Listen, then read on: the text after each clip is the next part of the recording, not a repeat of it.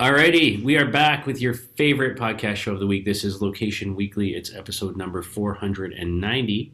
We're recording live on November the 10th. For all of our fans and people out there who are watching this, by the time you watch this, we will have celebrated Remembrance Day across our planet. And yeah, there's much to remember, much to be thankful for right now. And yeah, just be thankful that we live in a relatively peaceful world and we're not fighting any major wars, and that was done for us. So, anyhow, how are you, Brianna? I am doing pretty good, you know. It's another day here in Atlanta. We obviously had the elections last week, and that is somewhat done, maybe. We don't really know. We're just kind of in this weird time here in the States, but you know what? I am healthy and happy and practicing gratitude. So what else can you ask for, right? Yes, yeah, 100%. Yeah, it is a weird time. We'll see how. Hopefully, everything kind of just solidifies and stabilizes, and we move on. And a new era in U.S. politics. For the next 4 years at least. We'll see. So anyhow, all right. Well, we've got a good show for you. We've got four stories that we wanted to cover, and as per usual, I'll let Aubriana start us off. All right, we're starting it off with a beer story. Well, it's not really a beer story, but it's about something new concept for ordering beer, if you will. And this isn't necessarily new, but it's kind of a little bit of a shakeup for your favorite bar scene. So if we get back to the bars anytime soon, we'll see. But this is a projected and interactive beer ordering option for bars, and this is from a company based in Austin, Texas called Argo Design. And they have this like bar ordering menu. So instead of just ordering from, your regular menu or being handed a menu or whatever, it's kind of like an interactive placemat, if you will. So they have this overhead camera and it works with an overhead projector at the same time. And so you can kind of just use like your beer cup, to look at all of the different selections. Maybe you can put the video in here. I don't know. But you can look at all these different selections and kind of get some information about the beers. And then you just, kind of decide where your cup lands, and that's what you're ordering. I think I haven't like heard that this is going to be implemented anywhere, but it's just more like the technology is available. But what I like this concept for a few reasons. One, I like the idea of like not having menu sharing. A lot of times people have been using like QR codes, which is great, but this is pretty cool. And I also like the idea from a user experience perspective that you don't have to necessarily wait for somebody to come and take your order. Bartenders tend to be busy, and sometimes if you could just choose something right there and somebody's just back there making it makes it a little easier. And then the last thing I like about this is that it's like an easy way to get more information without asking, right? So instead of being like, hey, what's the alcohol content, or what kind of beer is this? Is it an IPA, or where is it from? What region? All of those things could easily be baked into this interactive experience right there on the bar. So I think it's pretty cool.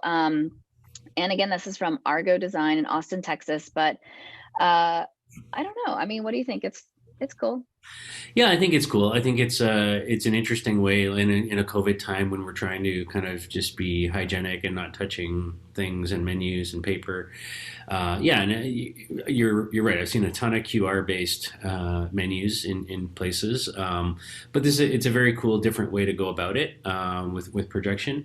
The other thing that I think could be interesting with something like this is that unlike a paper menu or even a QR menu in some respects that's sort of fixed, you could, in theory, because it's projection and it's digital, you could have sort of dynamic pricing potentially applied here, right? So, we have a special on the fly, for a certain beer, that you're promoting right now, like just in the next hour, or things like that could be really interesting because it's digital and you can control sort of the content that's showing up, with that projection. So, I think it does create some unique opportunities there as well, to not just kind of present the menu, present the beer options in a unique way, but potentially to actually drive more revenue and incremental sales just by kind of playing around with dynamic content, dynamic pricing. Absolutely. Happy hour. Happy hour. There you go. All right, on to our second story. I like this story because it's from a company called Outer. Now, Outer is a outdoor furniture company, so they make stuff for your backyard and chairs and tables and things like that. It's a company that at the LBMA we know well because we had one of the founders of Outer speak at a retail loco in Seattle a couple of years ago now. And when they were just getting going. And these guys have really taken off. And one of the reasons I wanted to kind of highlight them this week is they've announced this concept of what they call the neighborhood showroom.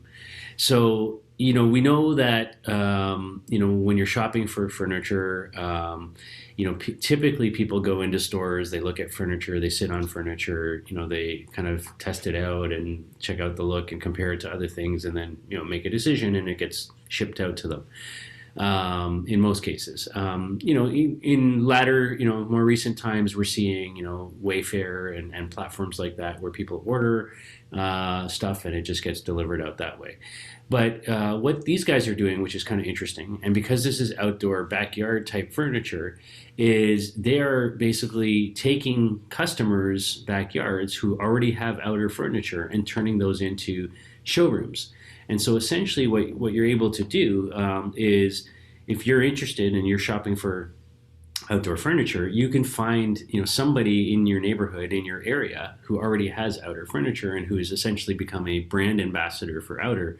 And you can go kind of book like an appointment to kind of see that in real life, like in actually somebody's backyard, and kind of talk to them as owners who've had it for some time and how it's held up to the weather and elements and those kinds of things.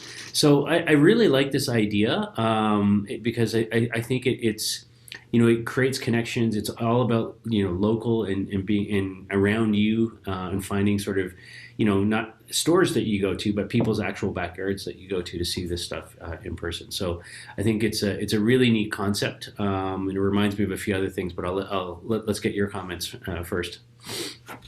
Yeah, I remember when we talked about Outer a long time ago when they first sort of, came out and their whole concept and like just the background I found very interesting of the founders of the company. And I think that this is the way that like maybe the future of sort of shopping may be, right? Where you experience things through your community versus through a more commercial entity. And I like that. I like the sense of like being able to kind of explore things around you and get more like of a non-biased opinion about things instead of, it's like when you go buy a mattress, like the last thing you want to do is deal with the mattress salesman.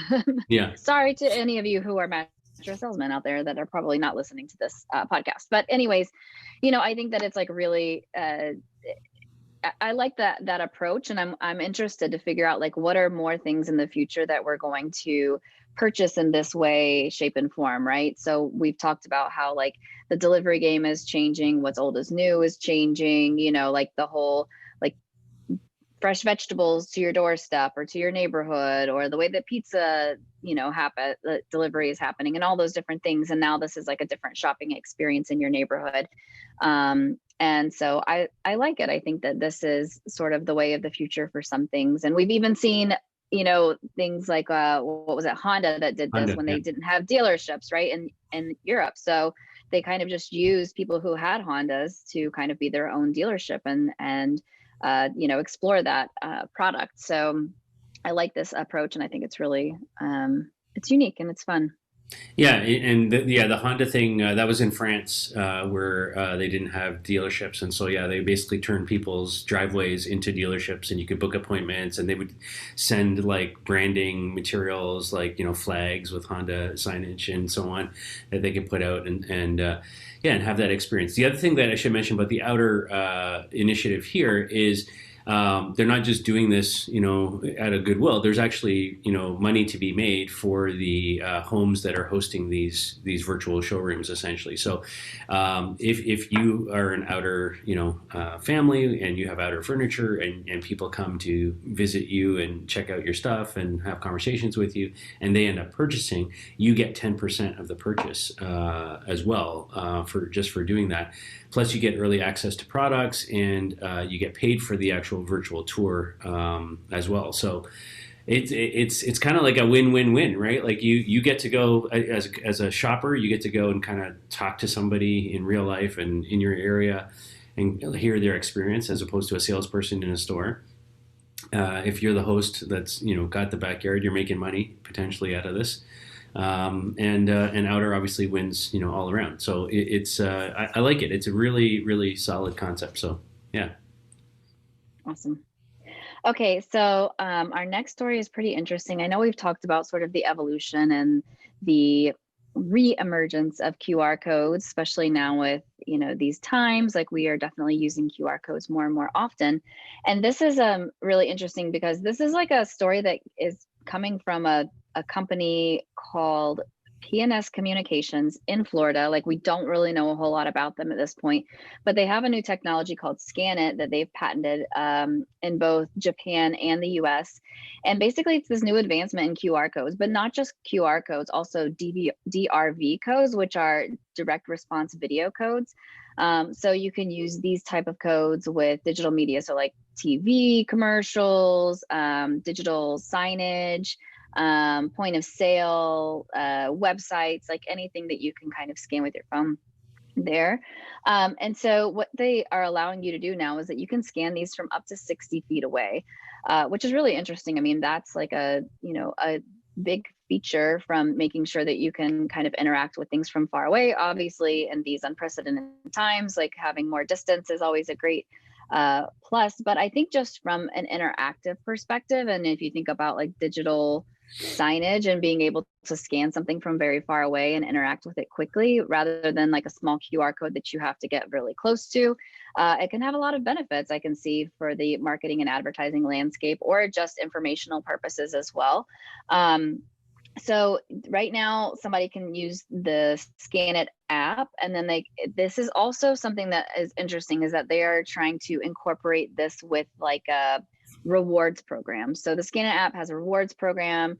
They can earn points for scanning different things. They're touting that it will allow advertisers to increase customer engagement and all these different things. So, I'm not sure on the app approach. I think that that's really a hard, we've seen like how difficult the loyalty play is when you are not having that, you don't have that reach already. It's very hard to start from that. I mean, I think that we've just seen so many companies try to do it well, and just nobody has really broken into the space yet. So for me, that's kind of a flat approach. But what I like about this is I think that if it's technology that other maybe signage companies, advertising companies, existing brands that have a loyalty program can engage with and license the technology, that's where I see this being a win for a small company. And I like, so I like the technology, and I like that it's, somebody that we haven't really heard of that's coming out with this type of approach. And yeah, I can see a lot of interesting applications for this across both like information and just ordering or advertising and marketing scenarios as well. Yeah, I think there's a lot of use cases and implications for this technology. I mean, just from a COVID point of view alone, right? Not, sort of having people, group close together from a social distancing point of view, being able to scan from distance from far away. I think it makes a ton of sense. I think there's a ton of applications for this. Digital signage you mentioned, seeing billboards, from a distance while you're driving, whatever the case might be. Although you shouldn't be really on your phone while you're driving, but yeah, I'm not promoting that. But anyways, from a distance, anyway, as a passenger. As a passenger, seeing things and being able to scan, I think there's a lot you can do with this. I'm with you on the app piece, though. I think what we've seen is, difficulty in driving app downloads for anything, regardless of what the functionality is. I think that this would be much better served embedded as a sort of technology feature set within the OS or within native apps on a device. Obviously, like here at ground level, my other company, where we have Canatrace, which is this contact tracing tool, we use a QR code to initiate that data collection. And I would say 90% of people scanning that QR code are using the native camera. Like they just open up the camera on their iPhone or their Android phone and they scan it with that because it's there, it's built in, it's easy, and it makes sense, right? So there's not a lot of people that are downloading, sort of purpose-built QR scanners these days because they're sort of naturally in there. And even the social platforms like Snapchat and so on have built-in scanners, right? So I think generally people see that. Now the what's it called now? The DRV code. Maybe that's the unique differentiator. Maybe that's where you need to have the app to kind of support both reading both types of codes. And if that's the case, then that makes sense to me. So because it's not sort of common as common as a QR and sort of the way that you can easily read that today. So, but yeah, as far as the technology and reading from distance, I love it. I think it makes a ton of sense, and I could see a lot of applications for it. Mm-hmm. All right, final story for this week, and this time I have the pizza story. Here we go. I See, know. You know how excited I was to see that? I am not talking about pizza today. yeah. So Pizza Hut has teamed up with a company called Xaxis in Indonesia, as well as Mediacom, to kind of bring their online and offline consumer data together into a single platform. And really, it's all about better informing their programmatic, ad buys and campaigns. Because the data previously was sitting sort of online data was in one place and offline data was in another place, and they really, weren't intersecting well, and therefore not, being as effective as they could be. And so they basically worked with Xaxis to kind of bring this stuff together, and to really be able to target folks in Indonesia through special promotions. And so they ran a campaign for 3 weeks from 10th of October to the 31st of October.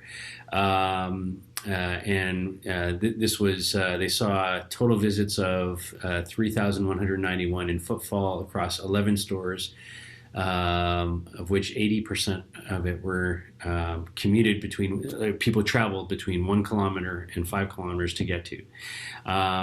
They said that throughout the campaign span, the time frame, 68% of visitation also came from those exposed to the ad, more than 7 days prior. So what they're basically trying to look at is to say, okay, look, are these ads actually driving traffic to store? And are we targeting, the right audience in the right place at the right distance and the right time? And the answer was, when they were able to consolidate their data, and bring the two data sets together, they were able to do that.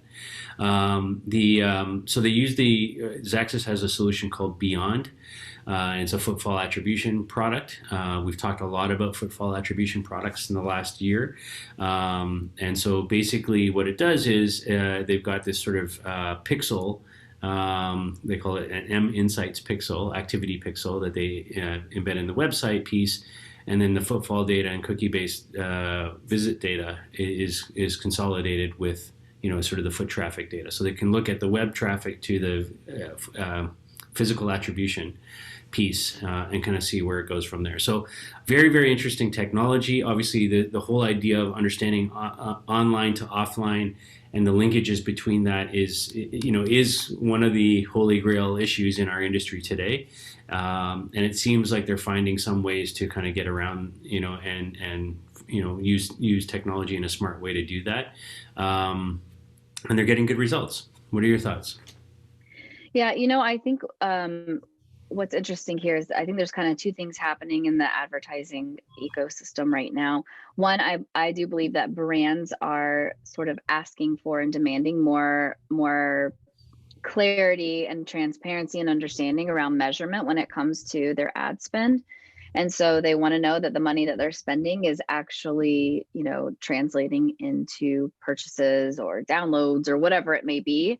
And so I think that that's really interesting. What I do think also is interesting from just kind of like Pizza Hut standing out is that I think that there's still a lot of brands that are siloed, right? They have this siloed approach to their advertising where they have like, okay, this is the group that spends money, or this is the agency that is spending money on this type of advertising.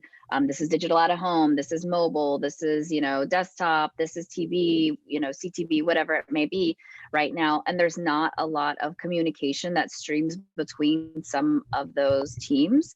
And it doesn't make it very easy for anyone to measure, or just for a brand to do a good job, of tracking these types of things. So I think that it's like great to see a brand like Pizza Hut really investing in something like this and saying, okay, we really want to be able to measure, across the different ad spend that we have to the attribution, and we're going to invest in that. Rather than just looking at it from a siloed approach. So I like this story, and I like seeing sort of, the footfall attribution for me, although it's interesting, I think there's always the challenge of reach and how many people you can actually measure there because of like the location permissions and all the other things that you have to take into account. But, if you can do that with a small percentage, a lot of times maybe you can at least infer that you had this much reach, at some point in some level. So it's good. Yeah, and that's it. That's our show for this week. A range of things there. Some interesting projection technologies, interesting location attribution solutions, and new technology around QR and DRV scanning, as well as, of course, Outer engaging their customers to be their showrooms. So a whole wide variety of ways to think about how location data and physical locations are being used. We just thank you for listening and watching. This has been episode 490 of Location Weekly. We're like 10 away, Ariana, from 500. I mean, we're almost there. Yeah, crazy. Just thank you for your time each week. If you have story ideas, reach out to us, feedback, criticism, whatever. We want it all. Give us some likes, some stars, some comments, and we'll be back with you next week for 491. Have a great week, everybody. Bye. Bye.